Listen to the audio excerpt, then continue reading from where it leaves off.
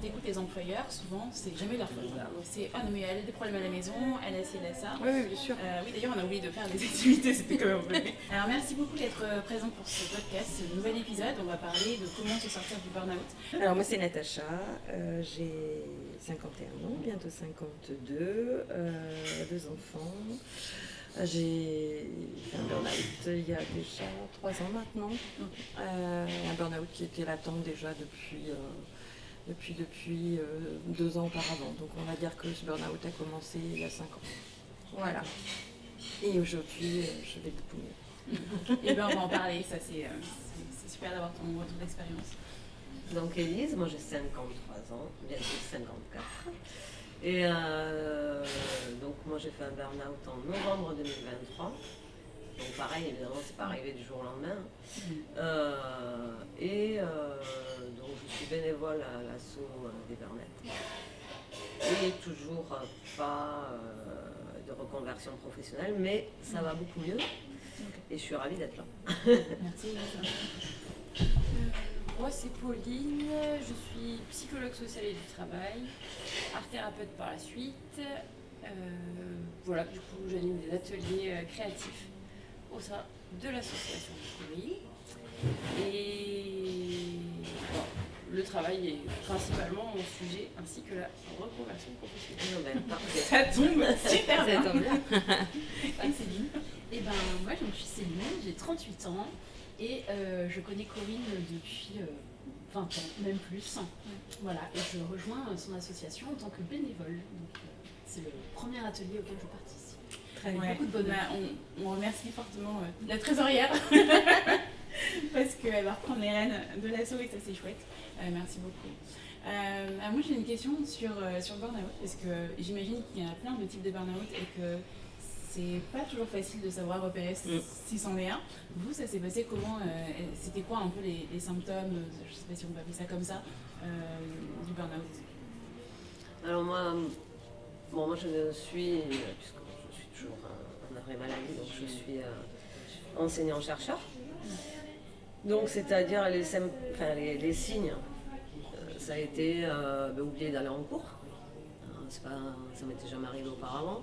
Oublier d'aller à une soutenance de fin d'études d'ingénieur qui est hyper importante.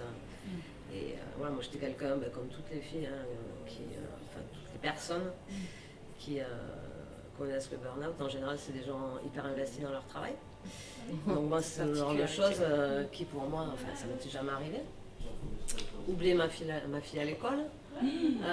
Voilà, en fait c'était des signes, et puis après irritabilité, perte de mémoire, c'est-à-dire que je lisais des choses, je fermais le bouquin, le lendemain ou le jour même je rouvrais, je ne me rappelais plus de ce que j'avais lu.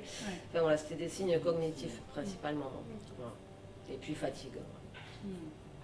Et ça c'est des signes que tu as eus qui sont arrivés d'un coup? Comment ça s'est passé? Non, petit à petit, sur la dernière année, quoi. Oui, il faut savoir que le burn-out c'est un processus, c'est une évolution, c'est pas quelque chose qui arrive du jour au lendemain où il y a une espèce de décompensation, pas du tout, c'est un processus qui se met en place petit à petit, qui est long et qui est aussi du coup plus difficile à repérer parce que on se dit c'est l'hiver, je suis un peu fatiguée, oui en ce moment, alors que c'est vraiment un mécanisme sous-jacent lié au travail qui est un peu pas forcément facilement identifiable. Après, il y a certaines personnes, on voit, qui ont vraiment un moment de rupture, quoi. C'est-à-dire, on entend, un matin, je ne pouvais plus me lever, ou je me suis mise à pleurer au travail. Enfin, il y a des... Mais ça peut arriver. Le processus du burn-out est vraiment bien sûr. C'est insidieux. C'est ça, exactement. Jusqu'au point c'est comme une vague et puis ça pète, quoi. C'est exactement ça en fait. L'image c'est ça, c'est la vague qui arrive et puis ça monte submergé jusqu'à complètement se noyer et vous pouvez être capable de faire quoi que ce soit. Et toi tu te reconnais dans les symptômes d'Élise? Alors moi je n'ai pas eu exactement la même chose. Moi je suis une ancienne agent immobilier. J'étais responsable d'agence immobilière pendant un petit moment, mais avant agent immobilier, donc à courir partout avec la course à la com, toutes les choses qu'on peut connaître dans ce milieu-là qui est assez concurrentiel et puis où Donc les gens ne sont pas très très gentils non plus. Tu étais en agence ou... J'étais en agence. J'étais en agence et j'étais salariée. Ok. Donc c'est vrai qu'au fur et à mesure, il y a toujours ce besoin personnel de plus parce que comme disait Élise, je pense que la majorité des personnes en burn-out professionnel, en tout cas, sont des gens qui aiment bien, sont un peu perfectionnistes aussi. Oui. Voilà, donc il y a ce côté perfectionniste qui est là, donc, et puis toujours plus, toujours plus, toujours plus, toujours plus, toujours mieux. C'est ça. Il y a le côté éducation aussi qui fait aussi là-dedans, mais il y a toujours cette chose-là de dire, voilà, il faut que je fasse plus, il faut que je sois la meilleure, etc. Donc ça, on se met une grosse pression toute seule. Et puis à côté, la pression des autres ou des hiérarchiques aussi qui peut être très malsaine, les collègues, les choses comme ça. Après, voilà, je généralise pas non plus, mais c'est toutes les choses qui vont autour. Mais ça vient mettre une pièce en tout cas dans la machine, quoi. Exactement. Je pense que c'est l'inverse. C'est plutôt l'organisation globale du travail qui met à mal l'individu et c'est plutôt les caractéristiques intrinsèques qui peuvent faire tomber. C'est pas quelque chose d'individuel, on n'est pas prédisposé au burn-out. Non. C'est vraiment une mauvaise, alors c'est un grand mot, mais en tout cas une organisation du travail qui est un peu bancale, qui fait que le burn-out arrive. Ça fait partie aussi de ce qui est compliqué dans le burn-out. Il y a beaucoup de culpabilité de la part des gens qui font un burn-out, alors qu'il faut quand même mettre vraiment en avant que c'est l'organisation du travail qui crée un déséquilibre. Et effectivement, après, il y a un côté intrinsèque, mais principalement, c'est l'organisation du travail qui crée ce déséquilibre. Et tu vois, souvent, les employeurs, ils sont en mode « Non mais, elle a des soucis à la maison, elle a des enfants, elle a ci, elle a ça. » Et donc en fait, jamais ils se remettent en question, tu vois, sur mais qu'est-ce qui crée le burn-out, c'est ce que tu dis, en fait, c'est ce déséquilibre entre finalement ce qu'on te demande, comment l'organisation, en fait, elle prend finalement pas soin de toi, et comment toi tu vis les choses, tu vois. Et effectivement, il y a des gens qui ne seront jamais en burn-out parce que je pense qu'ils s'en foutent complètement, mais ils sont dans le bore-out, tu vois, dans d'autres systèmes, tu vois, de fonctionnement. Qui est aussi ouais, t'as le même symptôme. Terrible, hein. C'est terrible en avant, quoi. Alors qu'est-ce qu'on fait, pardon? Oui, dis-nous. Je vous propose de faire une petite carte qui pourrait compléter votre témoignage, soit en représentant le burn-out comme vous l'avez vécu, soit en mettant en avant ce côté évolutif, comment vous l'avez ressenti en termes d'émotion, ou qu'est-ce que vous avez mis en place pour sortir du burn-out, en sachant qu'on est sur quelque chose d'abstrait sur cet atelier-là et de symbolique, donc plus en termes de couleurs, de sensations. Oui, c'est pas du dessin. Voilà, après si vous avez besoin ou envie je suis déçue de mettre un mot, je voulais tout mettre en toutes mes qualités artistiques. Si vous voulez quand même mettre un mot ou quelque chose, vous pouvez, mais en tout cas allez chercher les sensations ou même nous sur la représentation qu'on a du burn-out, ça peut être intéressant, et après essayer de partager autour de la petite carte qu'on aura faite. Ok. En tout cas, moi je voulais revenir sur le fait que les symptômes étaient différents de ceux d'Élise, et moi ça a commencé par, comme j'ai ce côté perfectionniste avec à toujours vouloir faire mieux, et à me lever le matin en me disant qu'est-ce que je vais pouvoir faire de plus.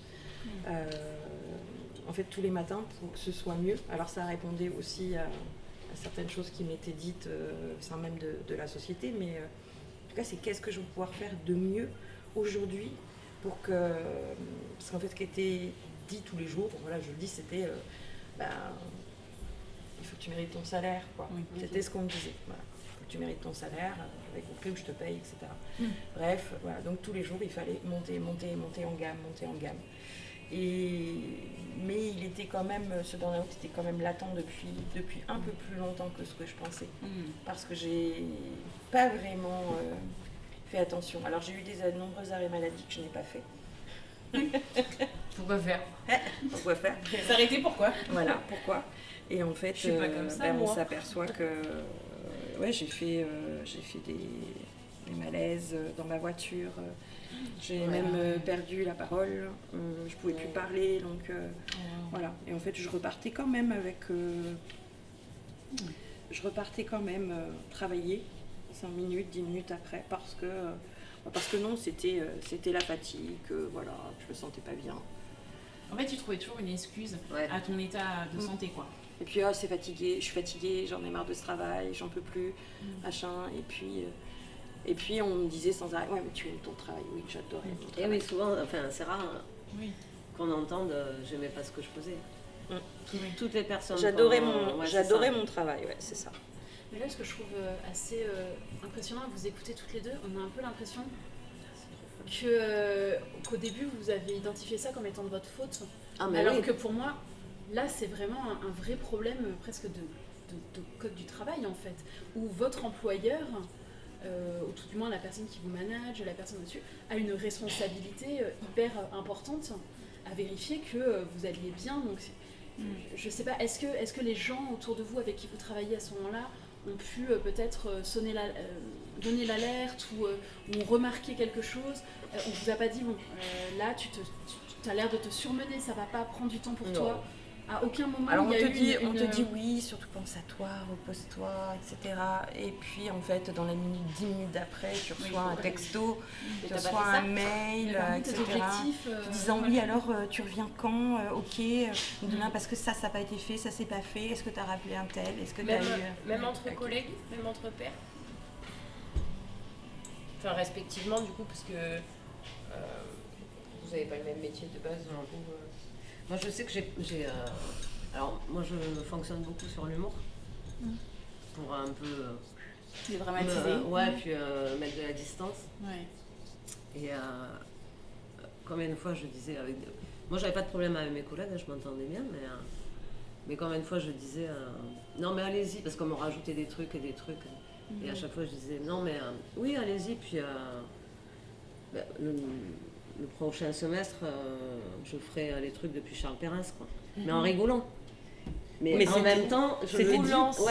C'est quand même un signe. On appelle à l'être. Et donc, du coup, tout le monde rigolait. Ben, voilà. Et puis, un jour, je suis pas revenue au boulot, quoi. Et si c'est pas... Enfin, si vous voulez bien nous le partager, vous étiez enseignante-chercheur. En quoi? En biochimie. Ok. Donc, dans une école d'ingénieur et à la fac. Ok. Et voilà, comme Natacha, moi, j'ai fait le métier pendant... Ça fait 20 ans.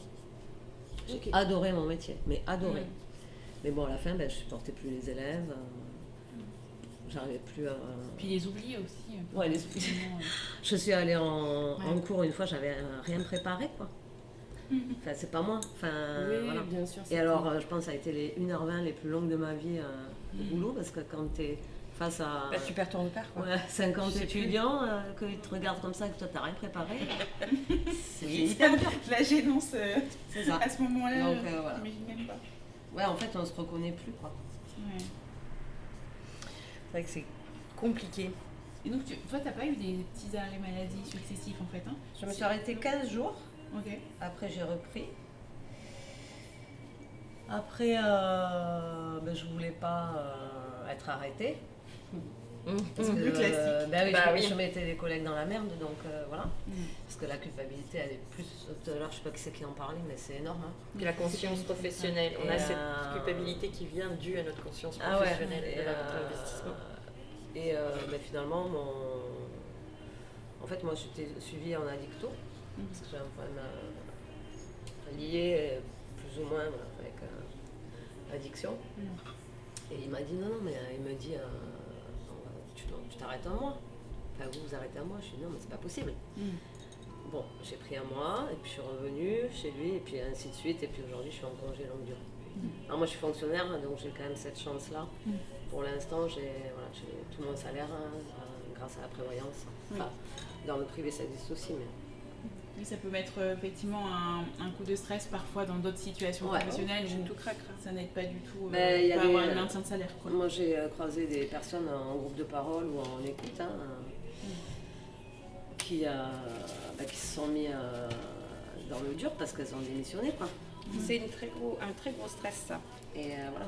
T'as peur de Quand t'as rien, s'arrêter et financièrement d'être... Oui, tu fais comment en fait? Ben, c'est Il y a ça. beaucoup de métiers Tu fais où comment, et il y a puis, des parts variables. Bien sûr.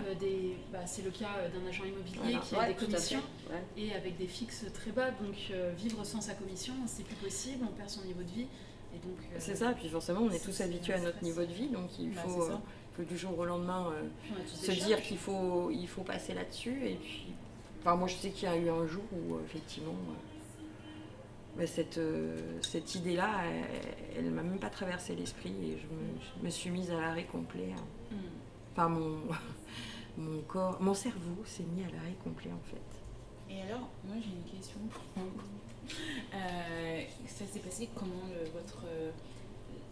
c'est quoi la première chose que vous avez fait en étant en arrêt? Qu'est-ce que vous avez fait? Est-ce que vous avez rien fait du tout? Ouais. Rien. Pendant 3 mois, je pense que mon canapé a encore la L'empreinte, oui, le mien aussi. Hein. J'ai fait toutes les séries possibles et inimaginables. Ouais. Donc vous avez dormir. Voilà, c'est ce que, Ouais. parce que dans le j'ai rien fait, Mm. bon, tout est relatif. Vous Moi, êtes j'ai rien proposé, fait quoi. du tout. En fait, J'ai on se vraiment recharge, rien quoi. fait parce que j'étais dans la capacité totale de faire quoi que ce Physique. soit. Capacité physique et Ouais. l'incapacité mentale aussi. Ok. Ma fille qui avait 15 ans à l'époque a eu très peur et très en colère, toujours très en colère d'ailleurs. Ah oui. Mais ce qui s'est passé, c'est qu'un jour, je comprenais pas en fait ce qu'on me disait. J'avais l'impression que tout le monde me parlait dans une langue étrangère. La télé était une langue étrangère pour Ouais. moi. Et un jour, ma fille me dit à table, maman, passe-moi le sel, s'il te plaît. Là, je l'ai regardée. Elle me dit, maman, passe-moi le Absence. sel. Je comprends pas. Je lui dis, je ne comprends pas ce que tu es en train de me dire. Oh, wow. Donc là, elle a attrapé le sel, comme ça, et me dit, maman, le sel. Et en fait, et je comprenais pas, toujours pas. Donc ça s'est resté, et je me suis aperçue qu'effectivement, il y avait plein de choses que l'on me disait que je ne comprenais pas. Beaucoup de choses qui s'étaient passées dans ma vie les années précédentes, je ne m'en souviens pas. Je ne me Blackout total. Blackout. Lié au travail ou pas forcément? Ouais. Ouais, lié au travail. Blackout total. Bah, disons que comme j'ai pas fait tous les arrêts maladie qui m'avaient été prescrits, Ouais. forcément, mais blackout total et pas de souvenir. Mais si, maman, on est allé là, ou mon mari, mais si, on est allé là, tu te souviens pas, on a fait ça. Non, pour moi, c'est pas quelque chose que moi j'ai fait. Alors parfois, j'ai dû faire beaucoup de choses par automatisme. Je me demande comment j'ai pas eu d'accident, comment. Ouais. Voilà. C'était en pilote automatique, Ouais, c'est comme ça, on dit quoi. j'allais dire. J'étais c'est vraiment le mode en pilote ouais. automatique. Ça a été. Ouais. Et alors le déclic,